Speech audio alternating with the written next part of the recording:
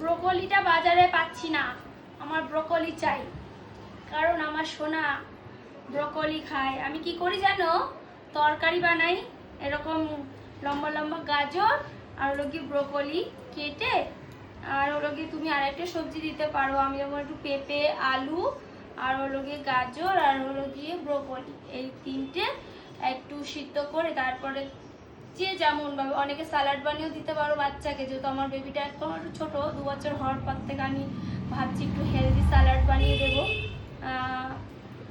এইগুলো দিয়েই, ব্রোকলি তারপরে গাজর সব কিছু দিয়ে। এখন কি করছি, তরকারি করছি, একটু ঝোল বেশি টাইপের করছি, এগুলো যাতে সিদ্ধ সিদ্ধ গোটা গোটা থাকে। তো কি করি, সবজিটাকে তুলে তুলে দিয়ে দিই আলাদা একটা থালায়, সেটা আবার তোজো তাতান বেশ ব্রোকলি তারপরে গাজর আলু পেঁপে এগুলো এনজয় করে খায়। আর হলো গিয়ে ভাতটাকে ঝোলটা দিয়ে আর কিছুটা মানে সবজিটা দিয়েও মাখিয়ে দিই, সেটাও খায়। খেতে তো চায় না, কিন্তু মা হয়ে আমি চেষ্টা করি সব কিছুই খায়, কিন্তু সবজিটা দেখি খায় ছেলেরা, তার জন্য সবজিটা দিই।